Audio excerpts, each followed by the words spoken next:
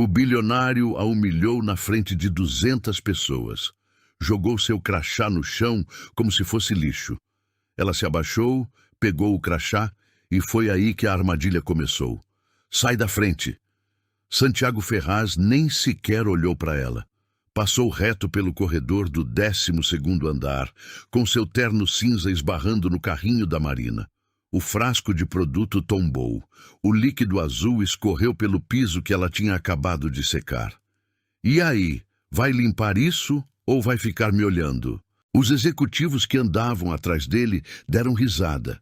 Um deles parou, tirou uma foto com o celular e continuou andando. Outro olhou para o teto, como se de repente fosse a coisa mais interessante do mundo. Marina se abaixou, pegou o pano e começou a limpar de novo. Sem pressa, sem comentários. Vejam o nível disso aqui, senhores. Santiago abriu os braços, satisfeito consigo mesmo. A empresa me paga uma fortuna e eu tenho que conviver com isso no meu andar. Mais risadas. Uma mulher de blazer vermelho fechou os olhos por um segundo, mas ficou quieta. Ninguém disse nada. Marina não respondeu. Continuou abaixada com o pano na mão. Então, Santiago olhou para o carrinho. Viu o crachá de identificação pendurado na alça. Pegou o plástico. Leu o nome em voz alta num tom de deboche. Marina Flores. Uma pausa longa. Que nome bonito para alguém que limpa o chão dos outros. Alguém na mesa mais próxima empurrou a cadeira para trás. Ninguém quis se meter. Marina ficou imóvel. Respirou. Depois se abaixou devagar, pegou o crachá, limpou com a própria blusa e guardou de volta no bolso. Santiago já tinha virado as costas, rindo alto com os investidores. Um segurança apareceu do nada. Parou do lado da Marina, dando as costas para os outros, e falou em voz baixa, sem nem olhar para ela. O Sr. Ferraz quer você no subsolo a partir de agora, longe das visitas e longe do 12º andar. Marina apertou o crachá dentro do bolso. O que uma funcionária da limpeza podia fazer contra o homem mais poderoso do andar? O crachá amassado estava com uma ponta dobrada. Marina ficou olhando para aquela pontinha torta enquanto o elevador descia. Sozinha. O barulho das risadas lá em cima ainda chegava até ela, abafado pelo teto de aço. Passou o polegar sobre o nome impresso, Marina Flores, auxiliar de limpeza, e então bateu, como sempre batia quando ela baixava a guarda por um segundo, 8 anos atrás. Outro prédio, outro crachá, esse de couro, com o logotipo dourado do escritório. Doutora Marina Flores, Direito do Trabalho. Ela tinha 29 anos e já tocava casos que advogados de 40 não tinham coragem de pegar. Não porque fosse brilhante só no papel. Era brilhante na sala de audiência, bem na hora em que a outra parte tentava intimidar. Olhava nos olhos, falava com calma e desmontava o argumento peça por peça. Seus colegas diziam que ela tinha a frieza de um cirurgião. Ela preferia chamar de paciência estratégica. Ela estava com um caso que ia mudar tudo. Uma ação civil pública contra o Grupo Ferraz. Irregularidades trabalhistas que afetavam quase 300 funcionários de uma filial no interior. Ela tinha as provas, tinha os depoimentos.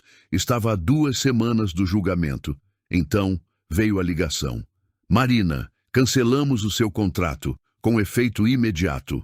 O sócio principal do escritório mal conseguia olhar para ela enquanto falava. Ela perguntou o motivo. Ele não respondeu direto. Falou sobre pressões externas, sobre manter alianças. Entregou a ela uma carta que a Marina guarda até hoje, com uma acusação vaga de conduta inadequada com clientes. Mentira. Uma mentira assinada por um advogado caro e em papel timbrado. Santiago Ferraz tinha ligado pessoalmente para o sócio principal 2 dias antes. Ela descobriu isso meses depois, quando já não tinha escritório, já não tinha clientes, e o nome dela rodava nos grupos da classe com um adjetivo que ela nunca tinha usado para si mesma: problemática. Levou 2 anos para entender que não tinha saída pela frente. Então ela olhou para o lado. Eu tenho que entrar nessa empresa, ela disse para o Mateus numa tarde de março, num café perto do Fórum Trabalhista. Lá de dentro é diferente. Lá de dentro eu acho o que ele escondeu. Mateus ficou em silêncio por uns 10 segundos. Marina, você tem noção do que está falando? Tenho, por isso estou falando sério. 3 meses depois, ela entregou o currículo na empresa terceirizada de limpeza que prestava serviço para o Grupo Ferraz. Ficha limpa, sem nenhuma referência do mundo jurídico. Uma folha só. Ligaram para ela em 1 semana. O elevador parou no subsolo com um tranco. As portas se abriram para o corredor cinza, com cheiro de produto de limpeza e luz de neon fraca. Marina soltou o crachá, que bateu de leve no tecido do uniforme. Ela não tinha vindo parar ali por falta de opção. Tinha vindo porque era o único lugar de onde ela conseguiria ganhar. Marina aprendeu rápido que o 12º andar tinha uma rotina previsível. Às 7 da manhã, os corredores ainda estavam vazios. Os executivos chegavam entre 8 e 9. Das 7 às 7h40, ela era a única pessoa circulando por ali com um motivo legítimo para existir. Foi nesse intervalo que ela começou a estudar as salas. A que mais interessava a ela ficava no fundo do corredor, com uma placa discreta. Arquivo e compliance. Porta com leitor biométrico. Câmera no canto superior direito, uma janela estreita de vidro fosco que não deixava ver nada do lado de fora. Parou na frente da porta algumas vezes, com o carrinho na mão, fingindo limpar o rodapé. Observou. 2 pessoas tinham acesso frequente àquela sala. Um homem de óculos, que sempre chegava antes de todo mundo, e a Renata, do Recursos Humanos, que entrava 1 vez por semana com uma pasta debaixo do braço. Na 3ª semana, Marina reparou que o leitor biométrico deixava a porta travada quando alguém entrava e esquecia de encostar direito. Acontecia com mais frequência do que deveria. Ela guardou essa informação. Na 4ª semana, chegou às 6h50. O homem de óculos já estava lá. A porta travou de novo sem fechar. Marina empurrou o carrinho devagar para o corredor, encostou na parede do lado de fora. Esperou 3 minutos. 4. O homem saiu com uma caneca na mão em direção à copa.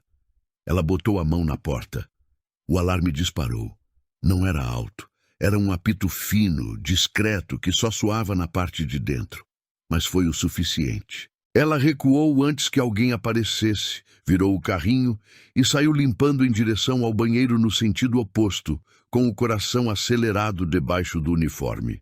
Ele estava a 2 metros dela e ela não conseguia se aproximar. Na segunda-feira seguinte, colocaram a Marina no subsolo durante o turno inteiro. Coincidência? Ela não acreditou nisso nem por 1 segundo. Sérgio apareceu na hora do almoço. Ficou encostado na parede enquanto ela limpava o corredor de entrada. Não disse nada. Só ficou ali, de braços cruzados, olhando. Marina passou o esfregão sem desviar o olhar do chão. Você passeia pelo 12º andar mais do que o necessário, ele disse. Eu sigo meu turno. Os turnos mudaram. A partir de hoje, você faz térreo, 2º andar e subsolo. O 12 está coberto. Ela parou, olhou para ele. Quem pediu isso? Sérgio não respondeu. Virou as costas e foi embora. Uma colega que trabalhava com a Marina havia 3 semanas passou por ela naquele mesmo corredor e disse em voz baixa, sem parar de andar: para com isso enquanto dá. Aquele homem não perde. Marina ficou olhando para o corredor vazio. O esfregão ainda pingava no chão. Na quinta-feira, Santiago desceu para o 2º andar por algum motivo que ela nunca soube direito. Reunião rápida, a portas fechadas. Quando ele saiu, ela estava no corredor com o carrinho. Ele parou. Olhou para ela por 1 segundo. 1 segundo longo demais. Você ainda está aqui? Sim, senhor. Achei que tivesse pedido para te passarem para o subsolo. Hoje a minha escala caiu no 2º. Ele deu uma olhada no corredor, depois para ela de novo. uma avaliação. Não de ameaça, pior, de indiferença total, como quem olha para um objeto que está no lugar errado. Sérgio, falou sem virar o rosto. O segurança apareceu do nada, como se estivesse esperando. Dá um jeito nisso. E foi embora. Sérgio ficou parado na frente da Marina. Não precisou falar mais nada. Ela empurrou o carrinho para o elevador. As mãos estavam firmes. O resto do corpo, nem tanto. Naquela noite, sentada no banheiro do subsolo esperando o turno acabar, Marina ficou olhando para o celular. Tinha uma mensagem da Ana, mandada às 3 da tarde.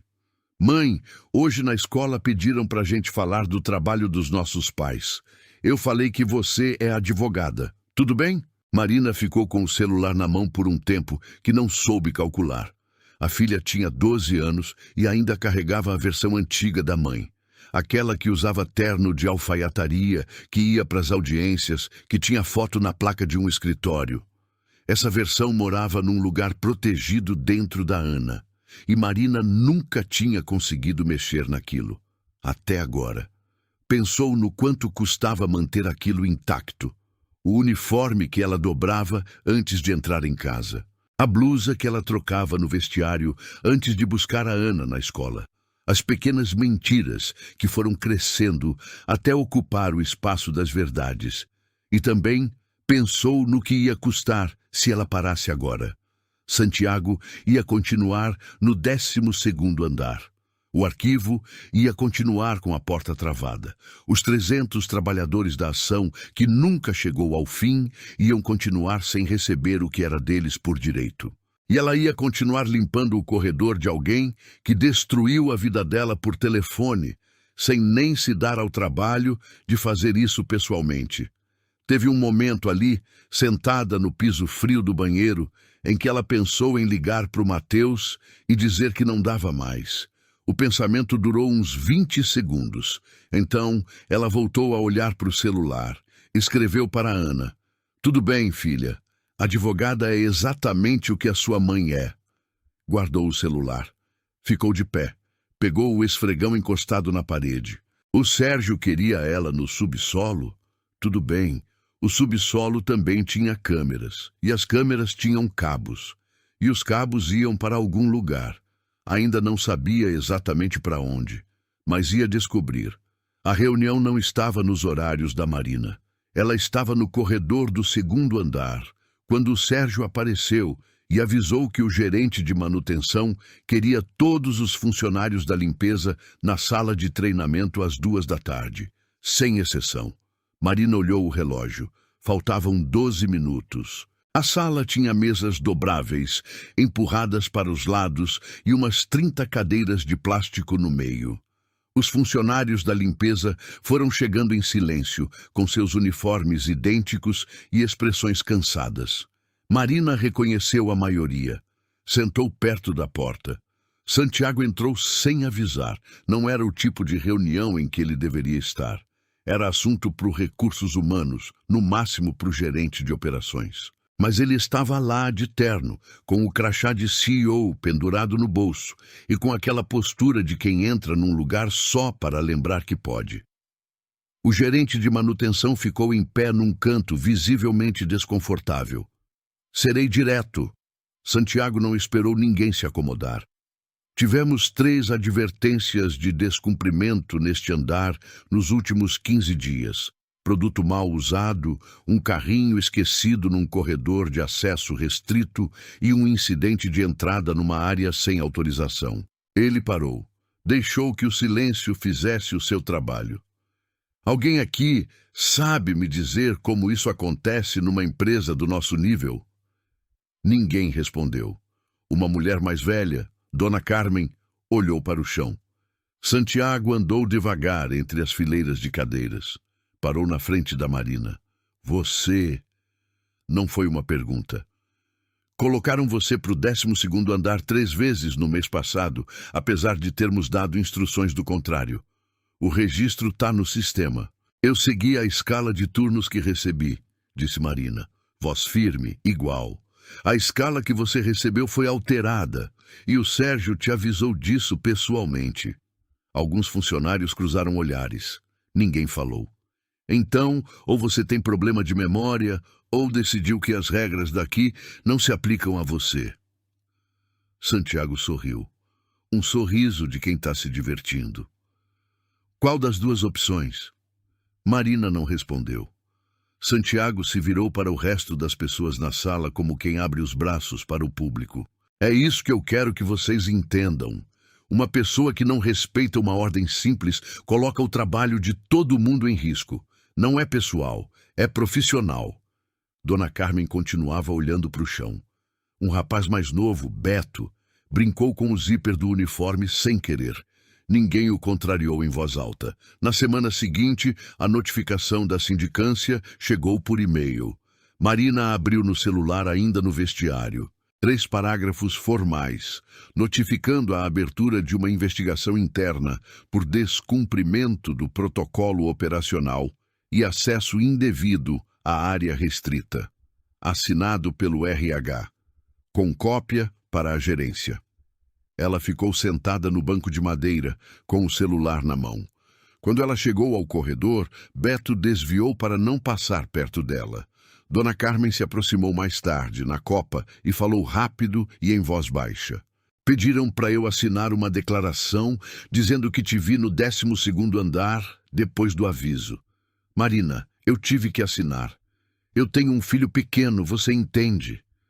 Marina olhou para ela. Eu entendo, Dona Carmen. A mulher saiu sem conseguir devolver o olhar. Outros 2 funcionários assinaram. Ela ficou sabendo por terceiros. Nenhum deles chegou perto para falar com ela. A humilhação já não gritava. Tinha virado documento, protocolo, processo administrativo. Tinha ganhado um número de protocolo e uma fonte Arial 12. Marina esperou 2 dias. Depois, pediu uma reunião com a chefe do RH, uma mulher chamada Patrícia, que parecia estar sempre ocupada com outra coisa. Patrícia a recebeu em pé na sua própria sala, sem oferecer cadeira. Eu quero entender quais são as provas que sustentam essa investigação, disse Marina. São declarações dos seus colegas e os registros de acesso do sistema. Os registros de acesso mostram que eu entrei no andar 12, seguindo o meu turno regular. Eu posso provar isso com a minha folha de ponto. Patrícia hesitou. Foi só 1 segundo, mas foi real. Os turnos foram alterados verbalmente antes. Verbalmente não é um registro, e se o protocolo da empresa exige uma comunicação formal, eu gostaria que me mostrassem onde está esse comunicado. Patrícia abriu a boca. E fechou. Marina sentiu o chão mudar um pouco debaixo dela. Aquele segundo de dúvida valia alguma coisa. Eu vou checar isso com a gerência e te aviso. Perfeito. Marina não tirou os olhos dela. Fico no aguardo. Ela estava quase na porta quando escutou os passos. Rápidos, pesados. Santiago entrou sem bater. Olhou primeiro para a Patrícia, depois para a Marina. Fez aquela avaliação de 2 segundos que ele sempre fazia. Rápida, fria, conclusiva. Tô sabendo que você veio questionar o processo. Vim entender no que a investigação se baseia, sim. A base é suficiente. Ele puxou uma cadeira, não para sentar, só para apoiar a mão no encosto, como quem ocupa espaço de propósito. E sendo bem honesto, Marina, essa história já me cansou. Ela ficou imóvel. Você acha que eu não sei quem você é? Agora a voz estava baixa, mais perigosa desse jeito. Acha que eu não fiz a lição de casa antes de te ver aqui com esse uniforme? O ar na sala pareceu diferente. Eu sei exatamente quem você foi. E sei por que sumiu do meio. Ele soltou a cadeira. Você veio aqui para quê? Fazer o que com o quê? Com um esfregão e um carrinho azul? Patrícia olhava para o canto da parede. Eu vim trabalhar, disse Marina. Não, você veio atrapalhar. E eu tenho muito pouca paciência para isso. Ele abriu a porta da sala. Você está suspensa a partir deste momento, até a investigação ser concluída. O Sérgio vai te acompanhar até o vestiário. Marina não se mexeu por 3 segundos. Então, pegou a bolsa em cima da cadeira. Passou do lado do Santiago sem desviar o olhar. No corredor, o Sérgio já estava esperando. Como sempre, Andou até o vestiário, trocou de roupa, pegou o pano que guardava no armário, o mesmo que usou para limpar o crachá naquele primeiro dia, e guardou dentro da bolsa. Saiu pelo acesso de serviço. O sol da tarde bateu no rosto dela. Lá de dentro, a voz do Santiago ainda chegava abafada pelo vidro da recepção, falando com alguém no telefone, rindo de alguma coisa. Marina parou na calçada. Respirou. Boa sorte, funcionária. Marina ficou no carro por 40 minutos sem dar a partida. O estacionamento estava quase vazio. Uma garagem com cheiro de óleo e luzes amarelas que piscavam a cada 3 segundos. Ela ficou olhando para o volante, as mãos no colo, a bolsa ainda fechada no banco do carona. A suspensão era o caminho mais curto para a demissão. Ela sabia, o Santiago sabia, a Patrícia sabia, e desviou o olhar enquanto assinava o papel mentalmente. Ela pensou na Ana. Pensou em como ia explicar isso para ela, em como qualquer explicação honesta destruiria a versão que a menina tinha da mãe, advogada, forte, com uma foto na placa de um escritório. Pensou nos 300 trabalhadores da ação que nunca andou, homens e mulheres com as mãos calejadas, que tinham assinado declarações para ela, que tinham acreditado que finalmente alguém ia ouvi-los, e que um dia pararam de esperar sem entender direito o porquê. Pensou em quantas vezes ao longo dos últimos 8 anos tinha ido dormir com aquele peso no peito. Aquela sensação de conta pendente, de uma derrota que não tinha sido dela, mas que ela carregava como se fosse. Os olhos se encheram d'água. Ela se permitiu chorar. Não demorou muito. Marina não era de ficar muito tempo naquilo. Chorava rápido e se recuperava rápido. Era uma habilidade que tinha desenvolvido sem querer nos últimos anos. Quando secou o rosto, a mão esbarrou na bolsa. E a bolsa tombou um pouco no banco, abrindo o zíper que estava meio aberto. Ela olhou para lá.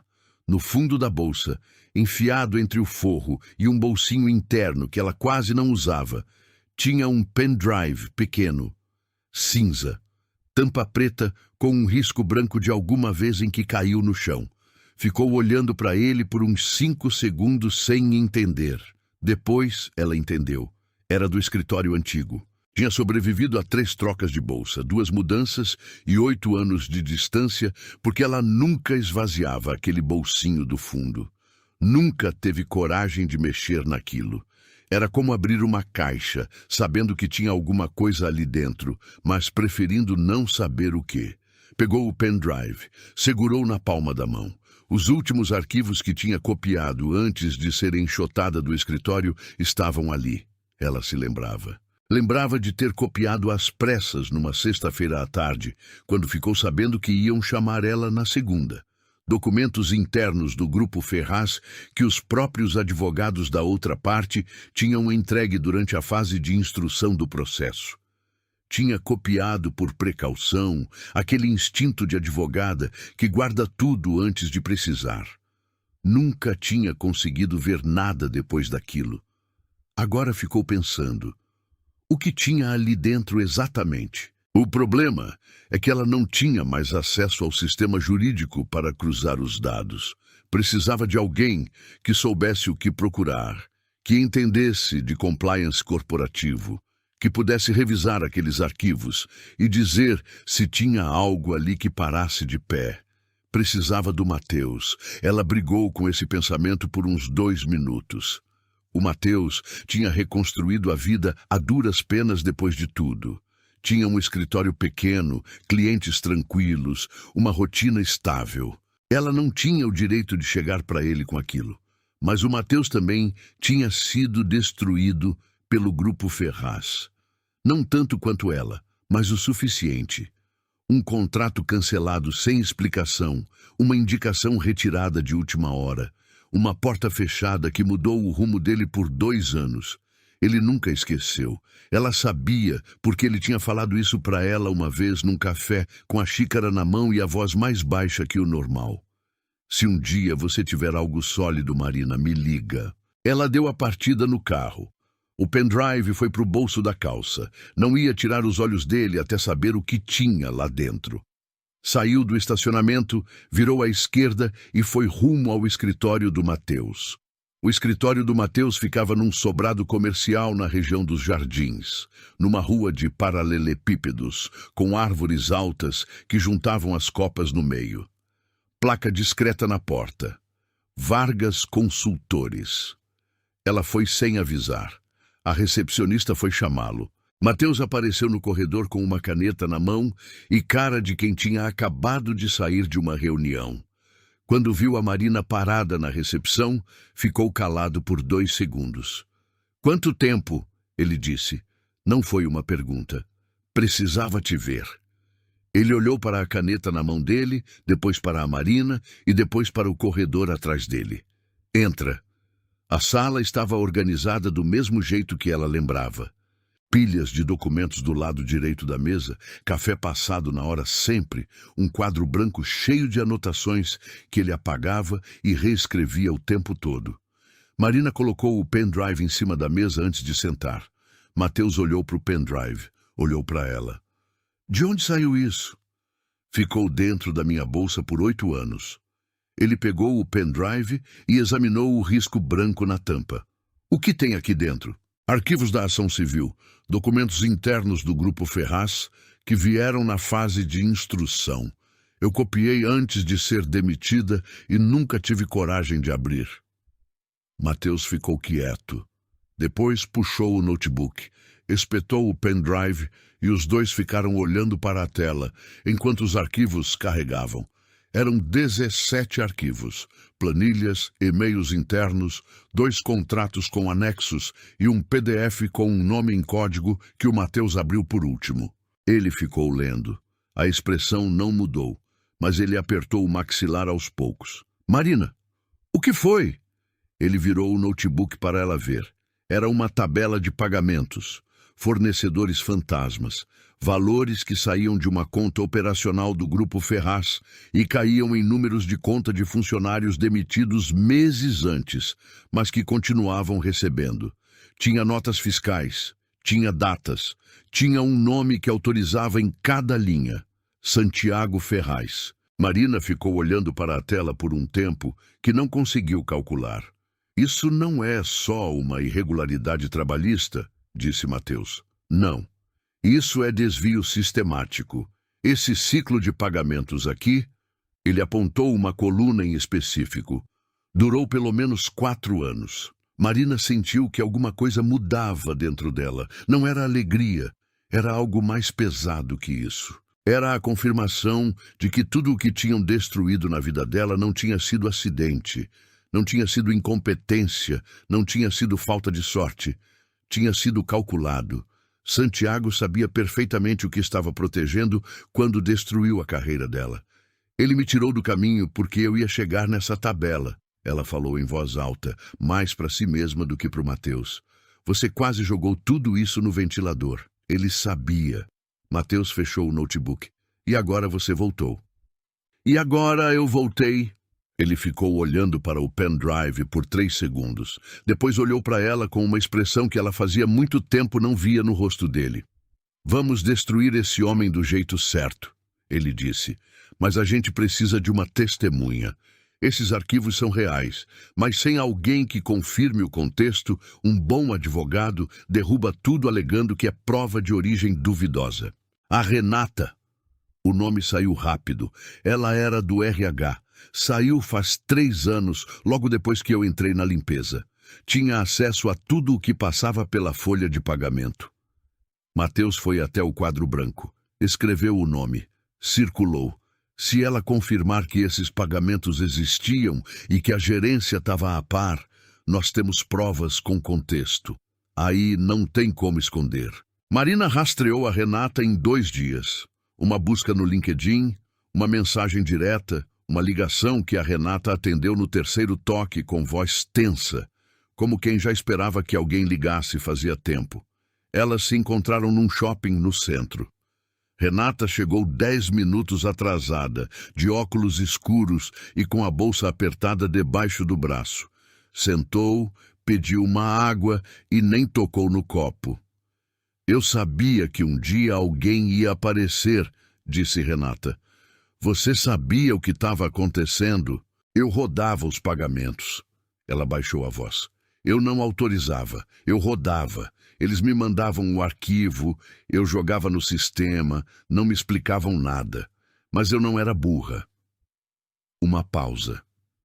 Quando comecei a fazer perguntas, me avisaram que eu ia entrar em férias obrigatórias, por tempo indeterminado. Voltei 2 meses depois para assinar minha rescisão. Marina colocou o celular na mesa, com a tela virada para baixo.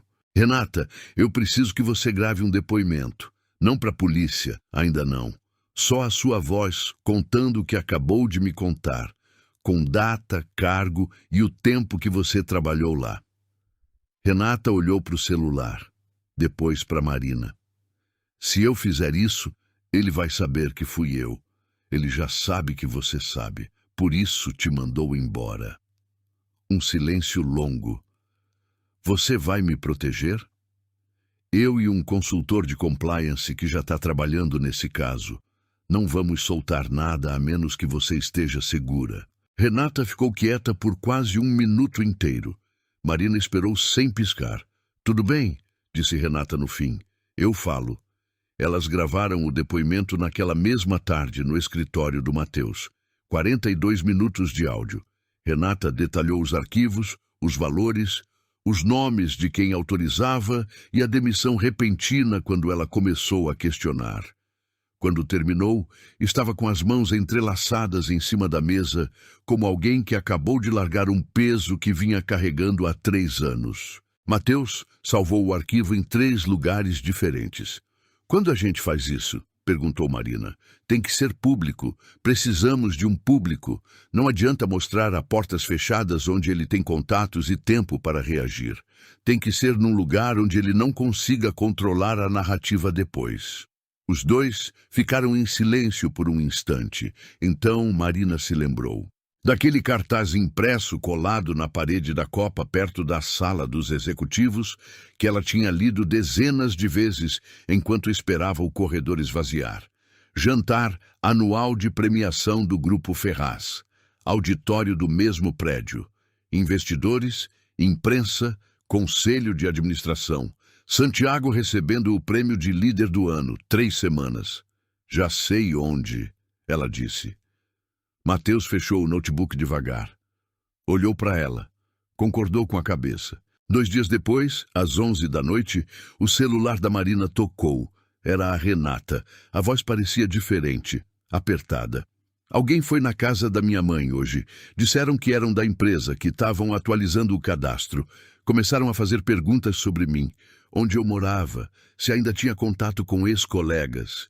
Marina ficou de pé no meio da sala. Renata, você ainda tem o áudio? Tenho. Não apaga. Não fala com ninguém. Amanhã logo cedo a gente se vê. E desligou. Ficou olhando o pendrive em cima da mesa. O Santiago estava se mexendo. E gente que se mexe é gente que tem medo. Era agora ou nunca.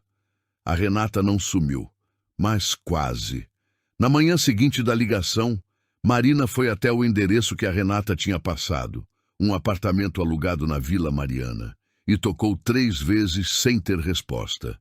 Ligou. Caiu direto na caixa postal. Ficou lá fora por 20 minutos até que finalmente a porta abriu. Renata usava a mesma roupa do dia anterior. Não dormi, ela disse antes que a Marina pudesse falar. Eu sei, nem eu. Elas entraram. Marina foi direto ao ponto. O Matheus já está montando o material para o jantar. Temos 18 dias. Eu preciso que você entenda que a visita na casa da sua mãe foi uma tentativa de intimidação, não uma atitude. Se eles tivessem alguma coisa contra você, já teriam feito. E se fizerem alguma coisa antes do jantar? Por isso, a gente não pode esperar mais que o necessário. Marina sentou na cadeira de frente para ela. Renata, o áudio que você gravou é real. Os documentos são reais. E o jantar é o único momento em que ele vai estar cercado da gente que importa para ele. Investidores, conselho, imprensa.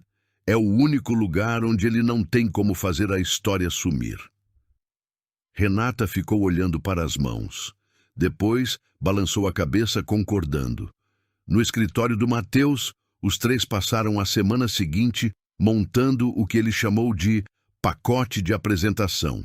Não era só mostrar os arquivos. Era construir uma sequência que não deixasse pontas soltas. Primeiro os arquivos de pagamento com a tabela dos fornecedores fantasmas. Depois, a perícia técnica que o Matheus encomendou a um contador forense independente. Um senhor de 60 anos que revisou a papelada e confirmou por escrito o padrão de desvio de dinheiro. No final, o depoimento da Renata, que seria apresentado ao vivo, com ela mesma contando. Matheus tinha um conhecido na área do audiovisual que ia plugar o notebook no projetor do auditório antes do evento. O jantar tinha um bloco aberto para apresentações dos sócios. Aquela era a chance deles. Ensaiaram 3 vezes. Na primeira vez, Renata travou no meio da fala. Ficou olhando para o papel e as palavras não saíram. Você não precisa de papel, Marina disse para ela. Você viveu isso, só conta. Na segunda vez, ela foi até o fim, com a voz tremendo, mas conseguiu. Na terceira, fez sem papel e sem tremer. Matheus cronometrou. 11 minutos do começo ao fim, curto o suficiente para ninguém levantar da cadeira. Longo o suficiente para não deixar dúvidas. Faltavam 4 dias para o jantar quando o perito ligou. Marina estava no carro quando o celular tocou. Atendeu no viva voz. Eu preciso te falar uma coisa. A voz do perito soava diferente, mais fechada. Me procuraram hoje. Um escritório de advocacia. Falaram que representavam um cliente que queria conversar sobre o laudo técnico que eu fiz há pouco tempo. Marina gelou. Eles sabem da perícia? Não tinham como saber, mas sabem. Uma pausa. Me ofereceram rever minhas conclusões em troca de um pagamento extra. Eu não aceitei. Mas, Marina, se chegaram até mim, é porque eles estão procurando em cima. Ela desligou. Ligou para o Matheus na mesma hora. Procuraram o perito. Um silêncio de 2 segundos. O laudo já está impresso e autenticado em cartório. Ele pode até dar para trás na declaração presencial, mas o documento já tem validade. A gente segue com o que tem.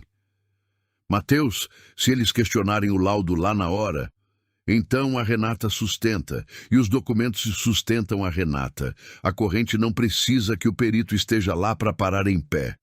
Ele falou com calma, mas a Marina conhecia aquela calma. Era a calma de quem está resolvendo a bucha enquanto fala. A gente segue. Não vamos parar agora. Ela respirou fundo. Nos 2 dias seguintes, Marina e Matheus dividiram as tarefas sem precisar combinar muito. Ele cuidou da papelada e do equipamento. Ela ficou com a Renata. Passaram a última tarde antes do jantar num café perto do prédio, só as duas. Não ensaiaram mais. Marina pediu 2 cafés, botou a xícara na frente da Renata e ficou calada um tempo. Você sabe o que vai acontecer quando você falar? A Marina disse finalmente. Sei. E mesmo assim você vai. Renata olhou para a xícara dela. Tem 3 anos que eu acordo todo dia sabendo o que eu sei, sem ter feito nada. Isso também pesa, Marina. As pessoas não falam desse peso. Marina não respondeu. Não precisava. Às 6h40, as duas chegaram na entrada do auditório. O lugar já estava pela metade da capacidade. Mesas com toalhas brancas, taças, marcadores de lugar com os nomes. Lá no fundo, a equipe do audiovisual estava testando o projetor. Matheus estava perto da parte de trás, com o notebook na mochila. Fez um aceno discreto com a mão. Santiago ainda não tinha chegado. Marina ajeitou o crachá de visitante no bolso do blazer. O mesmo blazer que não usava havia 8 anos. E entrou. Santiago Ferraz entrou no auditório às 7h15 com 15 minutos de atraso, coisa que todo mundo ali sabia que era de propósito. Ele não chegava na hora marcada.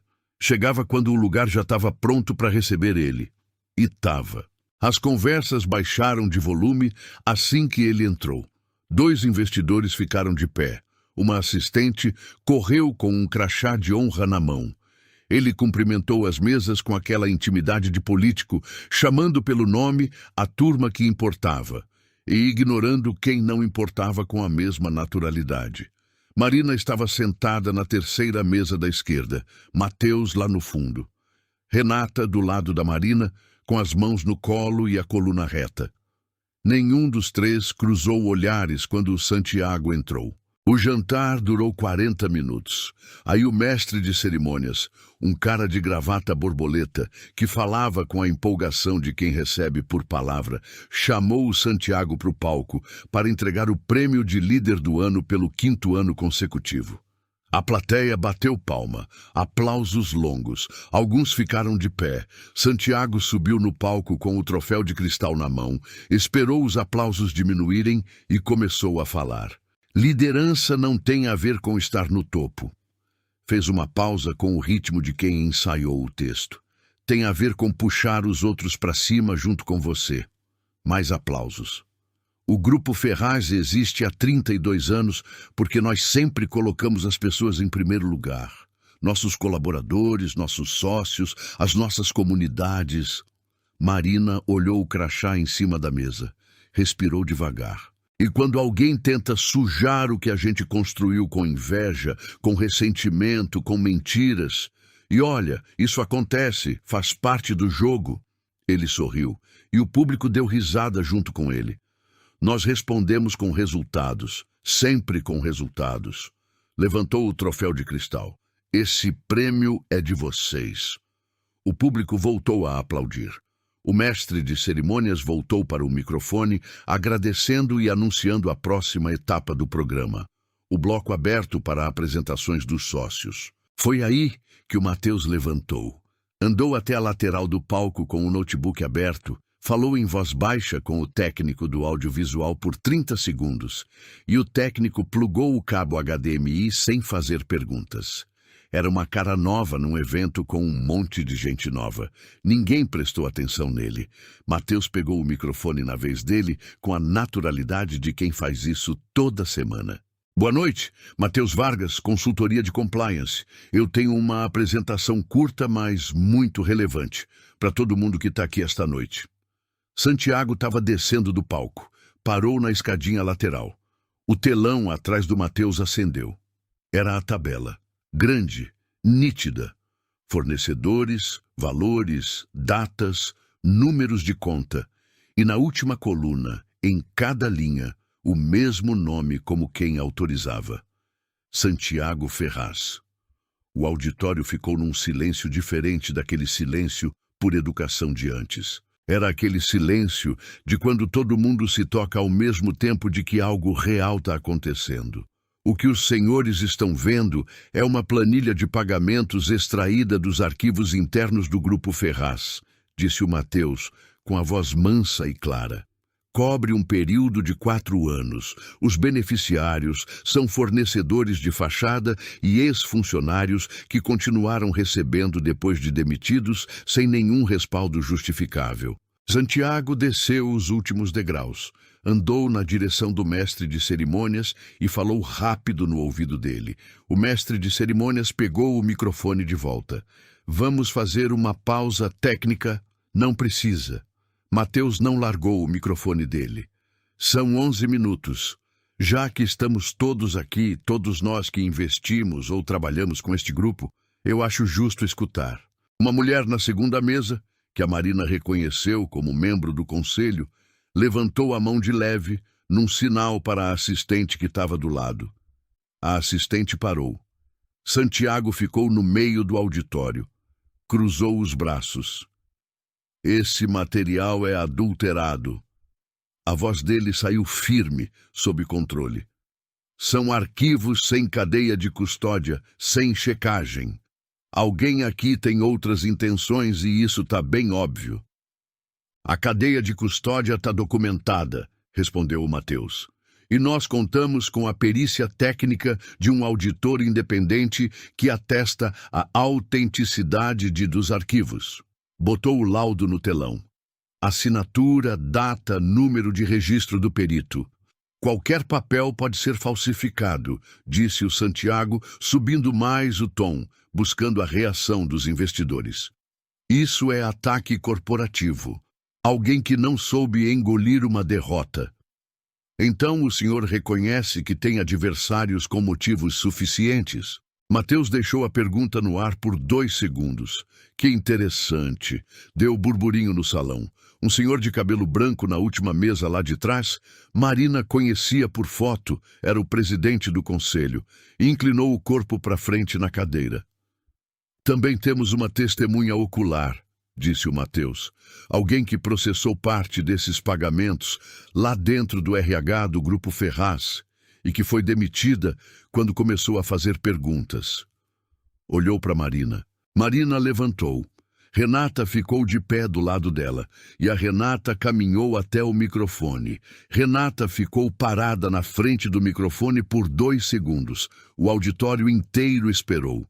Meu nome é Renata Castro. Eu trabalhei no RH do Grupo Ferraz por 6 anos. Eu fui a responsável pelo processamento de folha de pagamento e verbas extras entre 2017 e 2020. A voz saiu firme. Marina reparou que as mãos da Renata, que tremiam nos ensaios, agora estavam quietas. Em 2019, eu recebi ordens diretas de rodar transferências mensais para uma lista de favorecidos que não estavam na folha ativa. Quando eu pedi um esclarecimento sobre a origem desses valores, minha chefe me avisou que eles tinham o aval da diretoria executiva e que eu não precisava entender os motivos, só precisava dar andamento.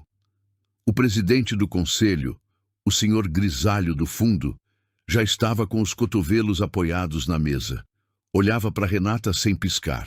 3 semanas depois que eu comecei a fazer as perguntas, fui notificada de que estava entrando de férias compulsórias. Voltei só para assinar a rescisão, sem nenhuma justa causa, sem explicação formal. Silêncio absoluto. Aí, a conselheira, aquela que tinha travado a assistente agorinha mesmo, levantou. Não para falar, só para enxergar melhor.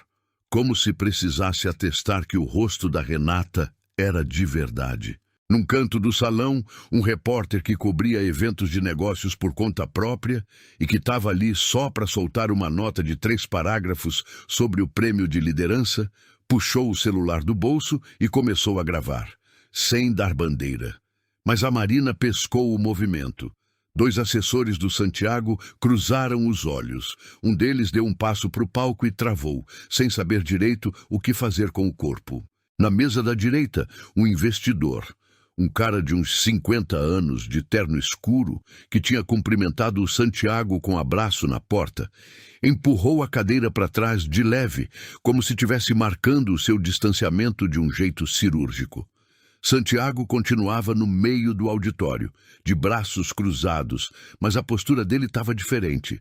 Estava com a mandíbula trincada com uma força diferente de antes.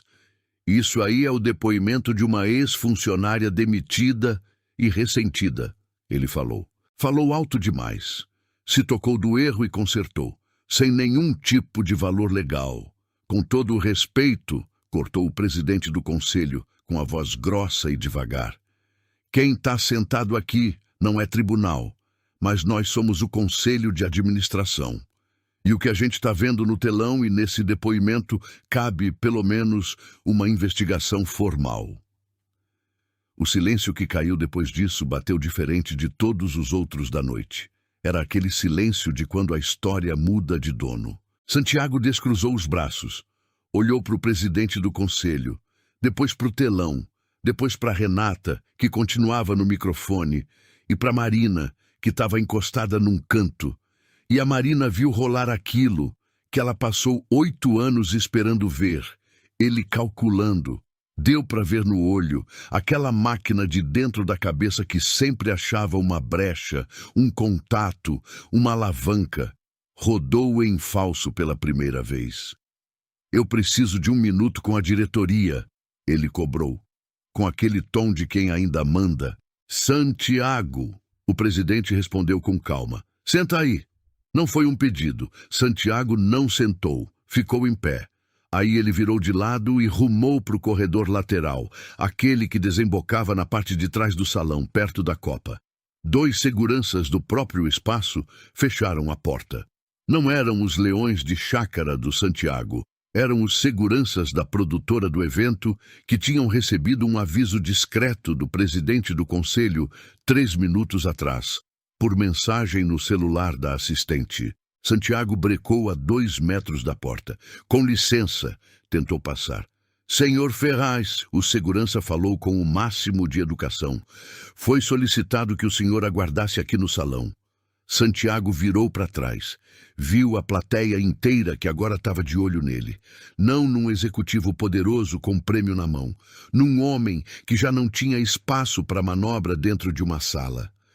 Eu reergui essa empresa, disse. Para ninguém em especial, para todo mundo. 32 anos, tijolo por tijolo. Ninguém respondeu. Vocês vão botar fé nos papéis que qualquer um falsifica? No papo de uma funcionária que foi para a rua por incompetência? O repórter no canto seguia gravando. O investidor de terno escuro largou o guardanapo no prato e levantou na maciota, indo até o presidente do conselho. Ficaram batendo boca abaixo por 30 segundos. O presidente concordou com a cabeça. Santiago. O presidente levantou. Eu vou precisar que você acompanhe o nosso diretor jurídico agora. A reunião não vai rolar enquanto tiver apuração em curso. Você sabe como o jogo funciona. Eu sou o dono. Você é o CEO, rebateu o presidente sem subir o tom de voz. E a empresa é do conselho. E você está careca de saber disso há 32 anos. Foi essa a frase. A que cortou o ar do cara. Santiago abriu a boca, fechou. Olhou para o troféu de vidro, que ainda repousava na mesa colada no palco, bem no lugar que ele botou quando desceu. Depois, um cara engravatado que a Marina não conhecia, o diretor jurídico, com certeza, chegou por outro lado, com a mão esticada de leve, fazendo sinal de vem por aqui. E o Santiago andou, sem circo armado de escolta, mas com o pior cenário, na pura rotina burocrática, como se todo mundo já tivesse virado a página e ele lá tentando terminar o último parágrafo. Saiu pela porta lateral. O prêmio de cristal ficou na mesa. Marina ficou de pé no seu lugar. Não chegou perto do palco. Não comemorou. Não olhou para ninguém em especial. Renata chegou devagar do lado dela e não disse nada. Só ficou ali. Mateus fechou o notebook, guardou na mochila. Chegou perto da Marina, parou do lado dela e olhou para o corredor vazio onde Santiago tinha desaparecido. Já foi, ele disse em voz baixa. Marina respirou fundo. O ar do auditório cheirava a comida fria, a perfume caro e aquela tensão específica que só se sente quando muita gente percebe ao mesmo tempo que acabou de presenciar uma coisa que não vai esquecer.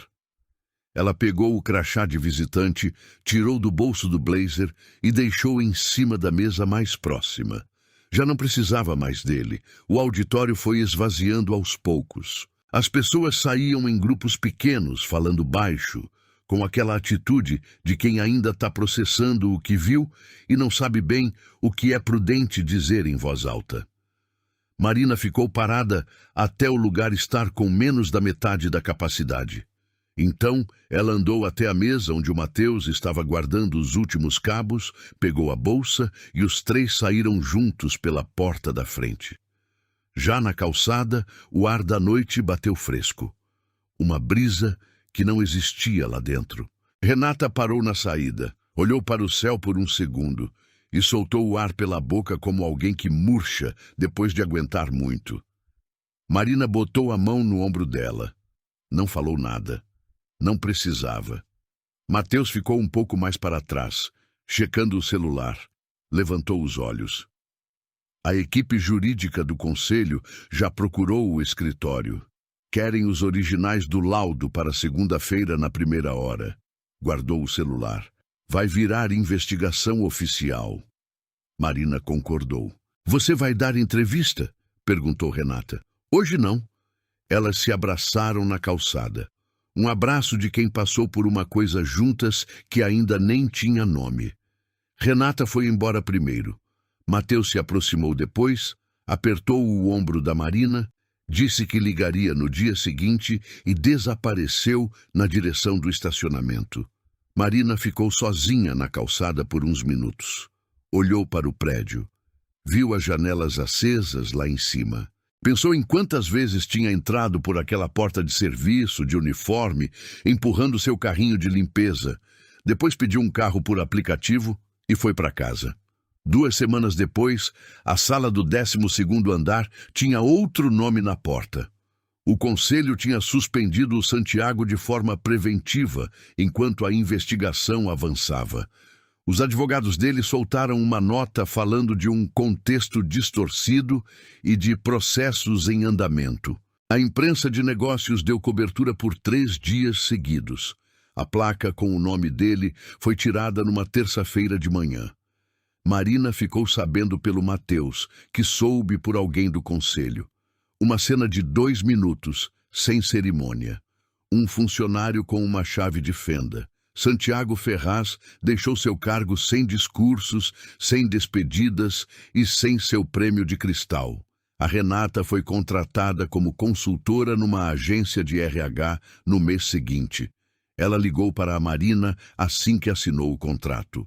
A voz dela soava diferente, mais leve, do jeito que soa a voz das pessoas quando param de carregar uma coisa que vinham arrastando por muito tempo. Na vida da Marina, a mudança não chegou com banda nem festa. Chegou como costumam chegar as coisas boas, quietinha, numa tarde normal. Uma mensagem no LinkedIn. Um sócio de um escritório de compliance com sede em São Paulo, que tinha acompanhado o caso nas notícias e queria conversar com ela. Ela demorou 2 dias para responder. Não por dúvida, mas porque queria ter certeza de que quem ia responder era a pessoa certa, e não a que estava assustada. Se encontraram num café. Ele apresentou a proposta. Ela ouviu. Ela fez 3 perguntas que ele não esperava. Ele respondeu sem gaguejar, e no final da conversa ele disse que ela era exatamente o que o departamento dele precisava. Marina pegou o copo de café. Deu o último gole. Muito bem, ela disse. Ao trabalho. 3 semanas depois, no seu primeiro dia no escritório novo, Marina estava parada no corredor com uma pasta debaixo do braço, quando viu uma estagiária na frente da sala de reuniões. A menina tinha uns 22 anos, cara de que tinha acabado de tomar uma bronca, e segurava o crachá com 2 dedos como se precisasse de algo para apertar. De dentro da sala, um gerente continuava levantando a voz.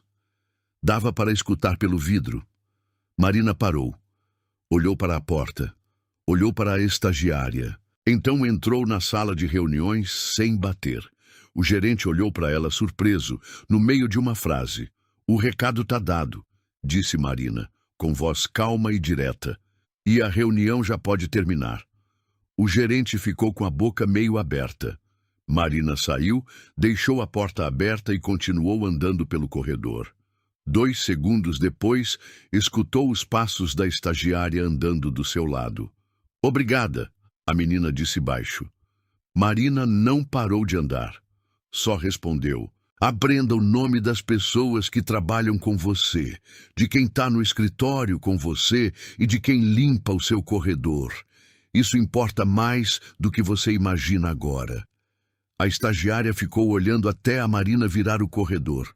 Essa história nos ensina que a humilhação não escolhe um bom momento para chegar.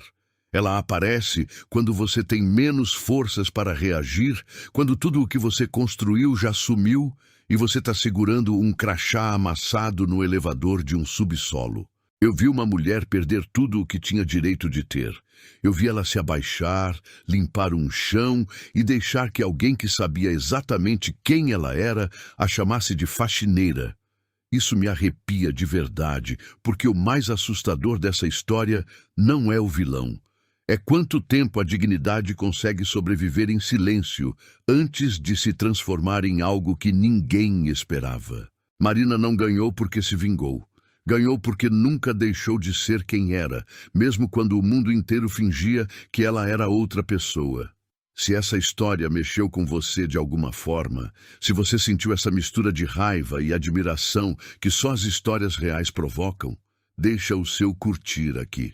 Não custa nada, mas para nós significa demais. É o que mostra pra gente que vale a pena continuar. Me conta nos comentários de qual cidade você está nos assistindo. É sério, eu leio todos e sempre tento responder com carinho a quem tira um tempinho para comentar. Eu quero saber de onde vem cada pessoa que faz parte dessa comunidade. E se você acredita no poder de histórias como essa, se inscreve no canal para não perder as próximas. A gente só está começando e cada inscrição nova é o que me dá a energia e a segurança para continuar com essa viagem. Conto demais com o seu apoio.